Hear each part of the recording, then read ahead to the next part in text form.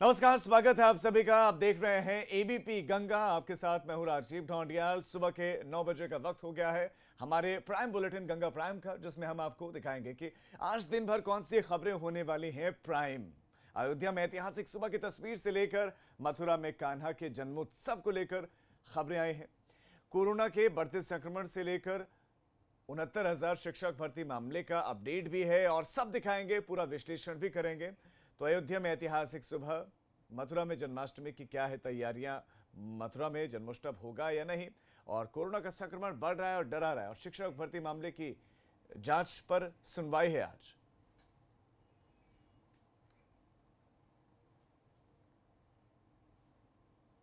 तो prime bulletin में आज होगी बात इन प्राइम खबरों की। अयोध्या में कल एक ऐतिहासिक दिन, इतिहास रचा गया। 500 सालों का इंतजार था जिन क्षणों का, वो पूरा हुआ और पहली ईंट रख दी गई है। दूसरी तरफ अब भगवान कृष्ण के जन्मोत्सव की तैयारियां भी चल रही हैं दूसरी तरफ। तो क्या होगा कार्यक्रम या नहीं, ये तमाम सवाल हैं। फिलहाल 500 सालों के लंबे संघर्ष और इंतजार के बाद श्री राम की नगरी अयोध्या का इतिहास बदल चुका है।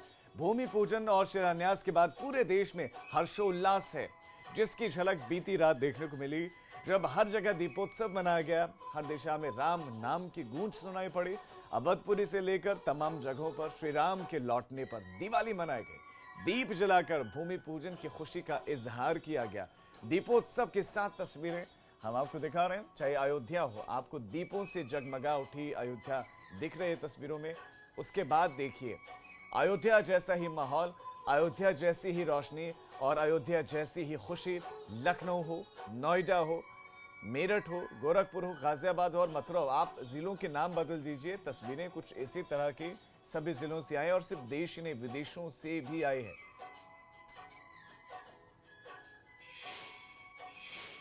आपको अयोध्या की ऐतिहासिक सुबह हम दिखाएंगे कि राम की नगरी में माहौल क्या है, लेकिन पहले दीपोत्सव की 5 और खास तस्वीरें हैं, वो आपको दिखाते हैं। देखिए भूमि पूजन को लेकर कितनी खुशी देश और विदेश में है, इन तस्वीरों के जरिए वो बयां हो रहे हैं। आप देश विदेश में खुशी की लहर साफ देख सकते हैं। पहली तस्वीर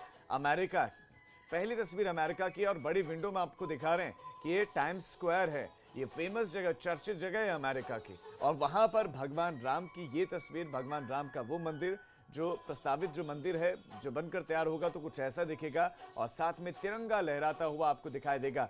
तो पहली जो तस्वीर है वो अमेरिका के, भारत के किसी राज्य की, किसी हिस्से की तस्वीर नहीं है, ये अमेरिका की तस्वीर है, न्यूयॉर्क की तस्वीर है।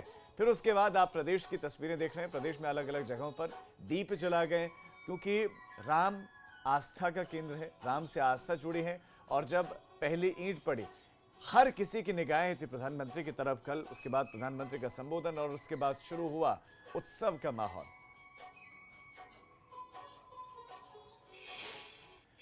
तो चलिए अब बिना देर के सीधा आपको अयोध्या ले चलते हैं हमारे संवाददाता मोहम्मद मोइन के पास, जो आपको दिखाएंगे कि ऐतिहासिक सुबह किस तरह की, उसकी झलक दिखाएंगे कि कैसे राम धुन में है राम के नगर, कैसा एहसास है और कितनी बदली बदली सी नजर आ रही है अयोध्या की पहली सुबह। मोइन, बताएं दर्शकों को। जी बिल्कुल, तकरीबन 500 सालों के लंबे इंतजार और संघर्ष के बाद अयोध्या का इतिहास बदला है।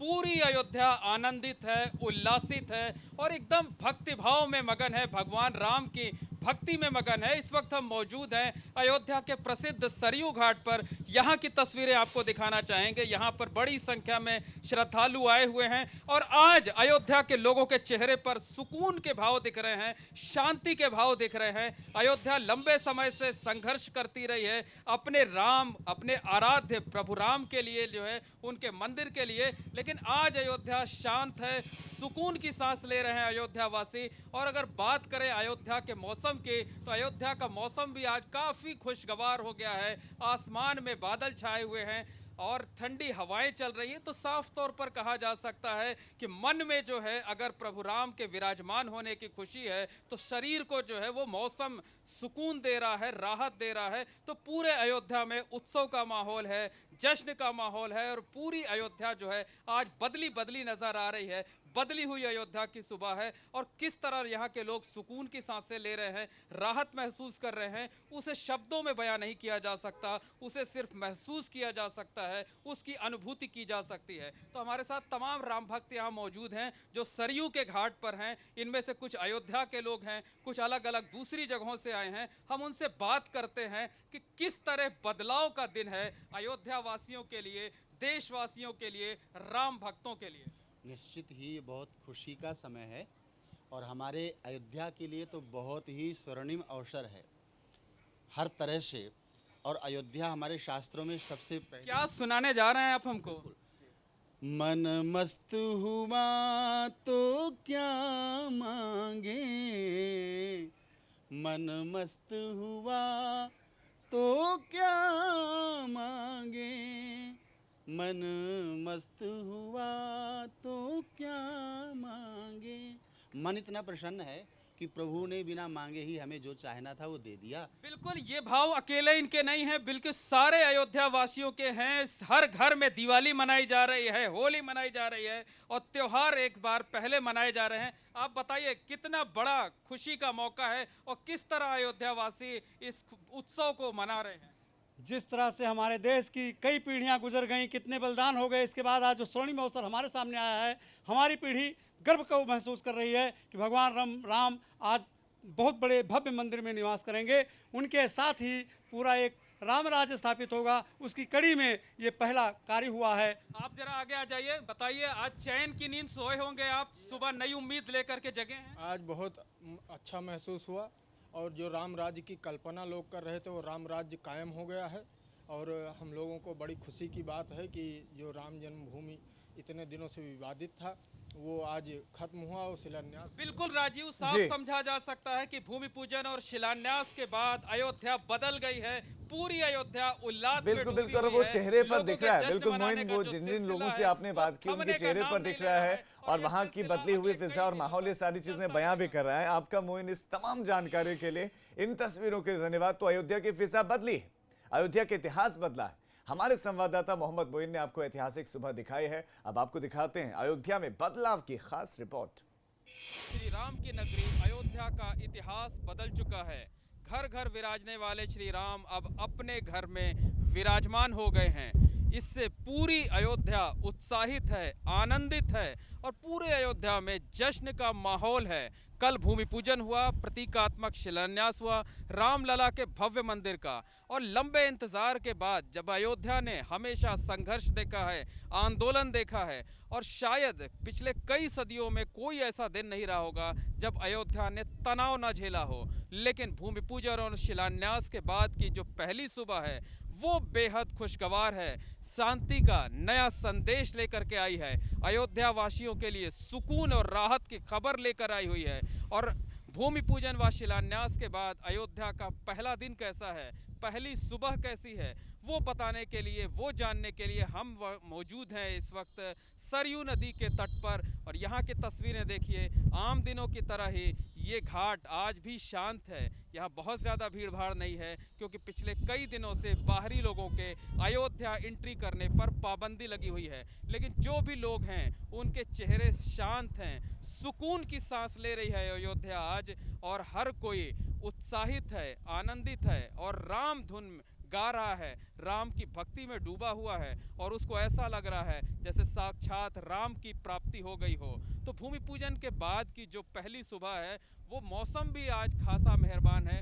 आप देख सकते हैं कि आसमान में काले बादल छाए हुए हैं और सर्द हवाएं चल रही हैं। ऐसी हवाएं चल रही हैं जो राहत देने वाली हों। और सरयू नदी भी आज पूरे वेग के साथ बह रही है। तो कहा जा सकता है कि राम के अपने घर में विराजमान होने से अयोध्या वासियों राहत महसूस कर रहे हैं, सुकून महसूस कर रहे हैं। तो मौसम में हुआ बदलाव भी अयोध्या वासियों के तन को सुकून दे रहा है। तो अयोध्या आज बदली सी नज़र आ रही है, अयोध्या आज शांत नज़र आ रही है। अयोध्या वासी आज सुकून के साथ खुली हवा में सांस ले रहे हैं और उनको ना तो अब अपनी फिक्र है ना ही अपने आराध्य भगवान राम की। तो साफ तौर पर कहा जा सकता है कि तकरीबन 500 सालों के लंबे इंतज़ार के बाद अयोध्या वालों के लिए आज का दिन जो है वो एक नया पैगाम लेकर आया है। अयोध्या आज बदली हुई है, अयोध्या आज शांत है, अयोध्या आज सुकून की सांस ले रही है। हर अयोध्यावासी खुश है, हर घर में दीप जलाए जा रहे हैं, मंगल गीत गाए जा रहे हैं, राम के जयकारे लगाए जा रहे हैं और यही कल्पना की जा रही है कि जब राम अपने घर में विराजमान हो गए हैं तो अब राम राज्य भी आ जाना चाहिए।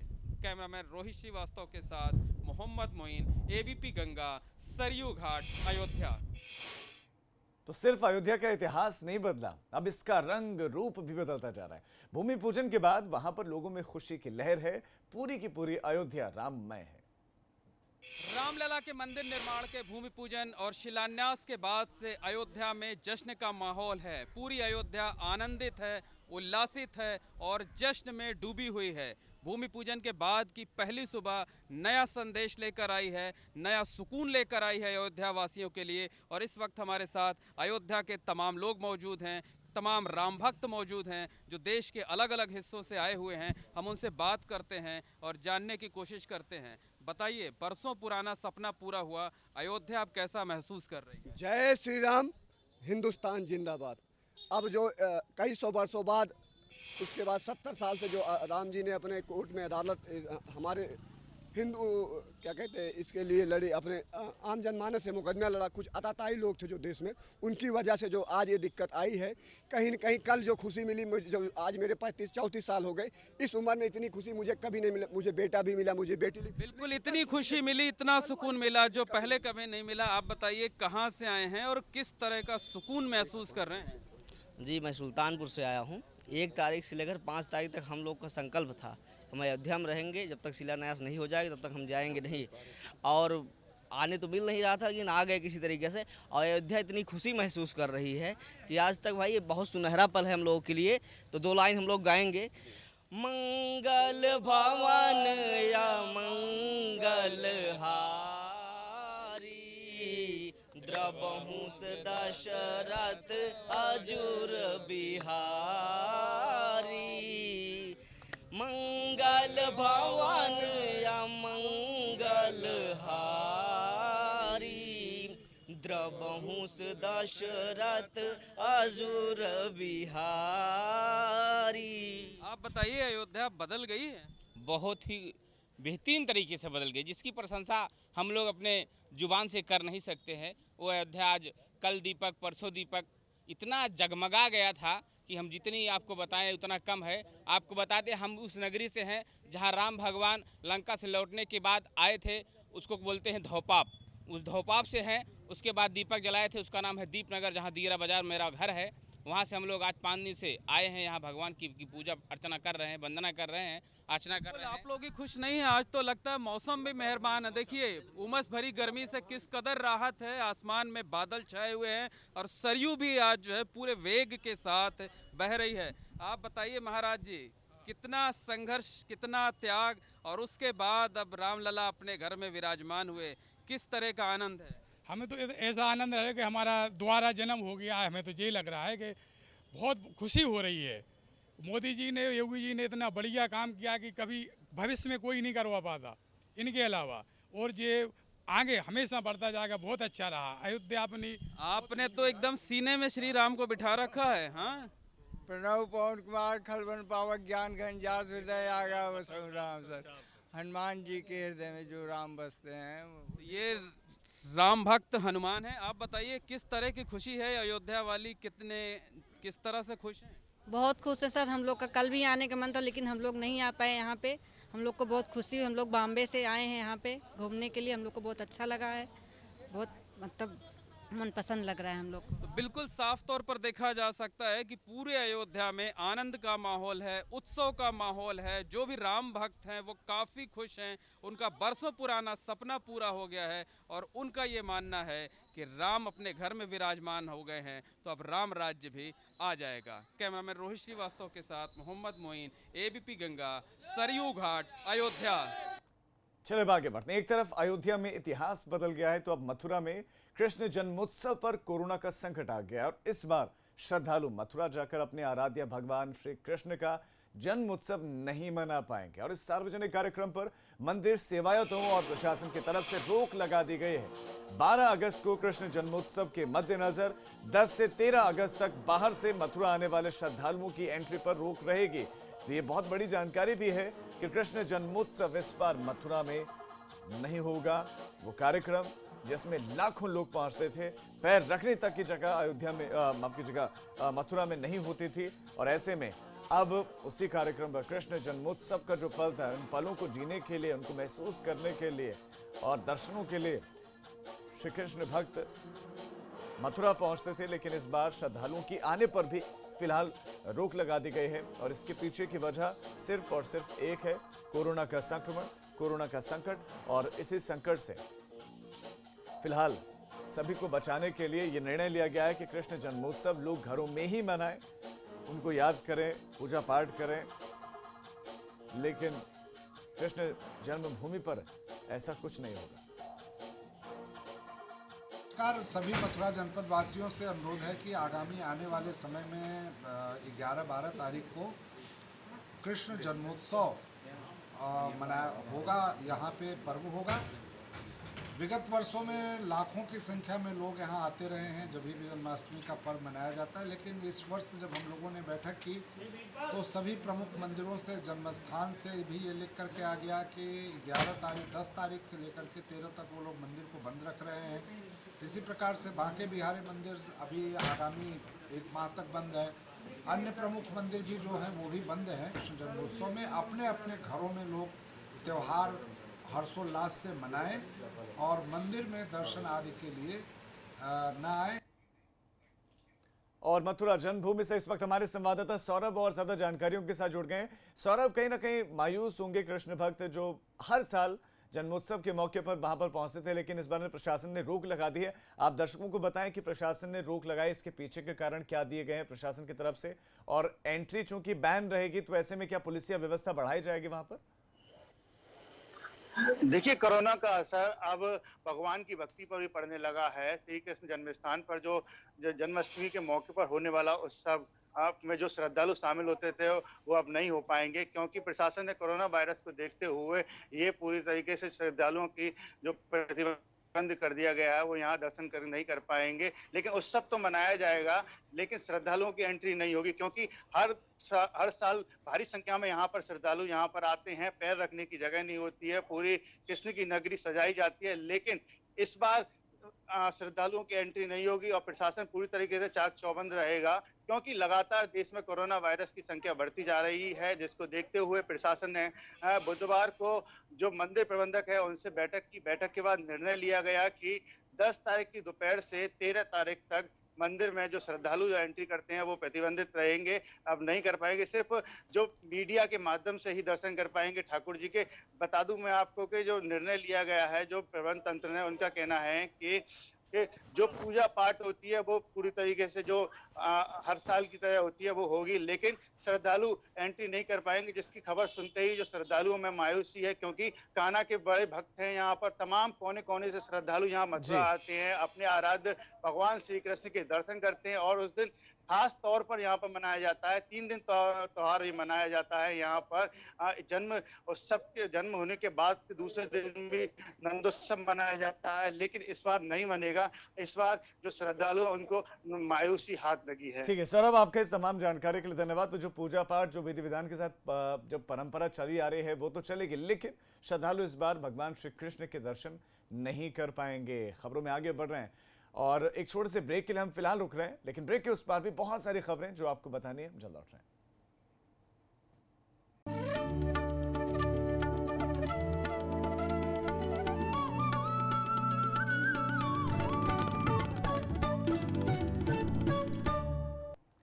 ब्रेक के बाद आप सभी का स्वागत है। कोरोना का प्रकोप लगातार बढ़ता जा रहा है। यूपी में जो आंकड़ा है वो 1 लाख पार हो गया और एक दिन में 4154 नए पॉजिटिव केसेस मिले। ये है इस वक्त का यूपी का कोरोना का अपडेट और 40 से ज्यादा मौतें हुई हैं। 4154 पॉजिटिव केसेस एक दिन में मिले हैं तो 40 मौतें भी हुई हैं। सबसे ज्यादा खतरा कहीं पर है तो वो है राजधानी लखनऊ में। लगातार यहाँ पर नए केसेस मिल रहे हैं। महिला हेल्पलाइन 1090 1090 कार्यालय में लगातार केसेस निकलने और 48 घंटे के लिए फिलहाल उसे सील कर दिया गया है। 2 कर्मचारी संक्रमित यहां पर मिले। सीधा रुक करते संवाददाता शैलेश अरोड़ा का जो और ज्यादा जानकारियों के साथ हमारे साथ जुड़े। शैलेश, कोरोना के जो आंकड़े निकल कर आ रहे हैं, ये क्या कह रहे हैं? उत्तर प्रदेश किस दिशा में आगे बढ़ रहा है? राजीव, ये साफ समझ में आता है कि टेस्टिंग बढ़ रही है। केस जो हैं वो पहले से बहुत ज़्यादा हो चुके हैं, अब वो चिन्हित होकर निकलते जा रहे हैं। अगर बात करें नए आंकड़ों की जो कल जारी हुए हैं, तो एक दिन में 4100 से ज़्यादा मामले सामने आए और कानून मंत्री ब्रजेश पाठक जो हैं वो भी कोरोना संक्रमित हुए। इससे पहले उनके परिवार के लोग हुए थे और अब कानून मंत्री ब्रजेश पाठक को भी कोरोना की पुष्टि हो गई है। अब तक तमाम मंत्री सरकार के कोरोना की चपेट में आ चुके हैं। एक मंत्री का निधन भी हो चुका है और अब अगर देखें तो जो संख्या है, लखनऊ में 10,000 के पास अब तक टोटल जो केस है वो 10,000 के पार पहुंच चुका है। कल की तारीख में भी 350 से ज़्यादा केस आए थे और लगातार ये आंकड़ा बढ़ता जा रहा है। अगर एक दिन और पहले हम जाएं, परसों की बात करें, तो एक दिन में 611 केस आए थे। तो इससे अंदाज़ा लगा सकते हैं कि कितना ज़्यादा केस है जो लगातार बढ़ता जा रहा है, या ये कह सकते हैं कि केस मौजूद हैं और उनमें से अब टेस्टिंग के साथ निकल रहे हैं। इसीलिए मुख्यमंत्री ने भी निर्देश दिए कि जो L2 और L3 स्तर के अस्पताल है वहां पर जल्द से जल्द 50,000 बेड की व्यवस्था और की जाए। तो अब देखना होगा। ठीक है शैलेश, आप हमारे साथ बने रहें। अगली बड़ी खबर पर हम आपके पास फिर से लौट रहे हैं। तो कोरोना के केसेस लगातार बढ़ रहे हैं, 4,000 से ज्यादा केसेस 24 घंटे के भीतर आए। अगली बड़ी खबर 69,000 शिक्षक भर्ती मामले से जुड़ी हुई खबर है और बड़ी खबर यह है कि हाई कोर्ट में सीबीआई जांच की मांग पर सुनवाई आज हाई कोर्ट की लखनऊ की बेंच मामले की सुनवाई करने वाली है। ये खबर बहुत बड़ी है। 69,000 शिक्षक भर्ती मामले से जुड़ी हुई सीबीआई जांच की मांग पर सुनवाई है आज हाई कोर्ट में और नूतन ठाकुर की याचिका पर सुनवाई होनी है। 69,000 शिक्षक भर्ती मामले की सीबीआई जांच की मांग को लेकर सुनवाई है। लखनऊ की बेंच में सुनवाई होने वाली है। शैलेश अरोड़ा संवाददाता हमारे साथ जुड़े हुए हैं। शैलेश, कितने बजे सुनवाई होने वाली है और जिसने याचिका लगाई है उनके बारे में भी आप बताइए कि क्या मांग उन्होंने की है इस याचिका में? देखिए, जो सुनवाई का समय बताया जा रहा है अभी फिलहाल वो फर्स्ट हाफ में बताया जा रहा है और ये याचिका जो है ये नूतन ठाकुर की तरफ से लगाई गई है, जो सोशल एक्टिविस्ट भी हैं और अधिवक्ता भी हैं। लगातार इस तरह के जो अलग अलग मामले उन पर वो याचिकाएं करती हैं, मुद्दों को उठाती हैं जो जनहित से जुड़े होते हैं। और 69,000 भर्ती की अगर बात करें तो वो लगातार विवादों में रही। इसमें पेपर लीक के प्रकरण सामने आए, कई लोगों की गिरफ्तारियां हुई, ये पुष्ट हो चुका है। तो इन सब के बाद में जो नूतन ठाकुर है उन्होंने ये मांग की थी कि जब इसमें इतनी गड़बड़ियां आई हैं तो मामले की सीबीआई जांच होनी चाहिए, क्योंकि पुलिस को लेकर उनका कहना था कि वो सरकार के कंट्रोल में, राज्य सरकार के कंट्रोल में रहती है। ऐसे में चीज़ें उसका निकल कर सामने नहीं आएंगी, क्योंकि इसमें एक भाजपा नेता का भी नाम सामने आया था प्रयागराज से जब ये लोग पकड़े गए थे। तो लगातार जिस तरह से इस पूरी भर्ती में कई मामले आए तो उसको लेकर नूतन ठाकुर ने ये याचिका दाखिल की है कि इस मामले में सीबीआई जांच होनी चाहिए, तभी पूरी तरह से चीज़ें निकल कर आई। भर्ती को रद्द करने के लिए भी उन्होंने मांग की थी, क्योंकि उन्होंने कहा था अगर कोई गलत अभ्यर्थी चयनित होता है या किसी जो पात्र अभ्यर्थी है, जो अहर है, उसको नहीं मिलता है मौका, तो ये उसके साथ अन्याय होगा। क्योंकि बड़ी संख्या में इस पूरी भर्ती में 69,000 की अगर हम भर्ती की बात करें तो एक बड़ी संख्या है जो क्योंकि टॉपर्स, सबसे पहले बात करते हैं जो टॉपर्स हैं वही शक के दायरे में, वही पकड़े जा रहे हैं। ठीक है शैलेश, आपका इस तमाम जानकारी के लिए धन्यवाद। तो मामले में फर्स्ट हाफ में बताया जा रहा है कि आज सुनवाई होने वाली लखनऊ बेंच, हाईकोर्ट की लखनऊ बेंच में इस मामले की सुनवाई होगी। पहले छोटे से ब्रेक के लिए हम रुक रहे हैं, फौरन लौट रहे हैं। आप देखते रहिए एबीपी गंगा।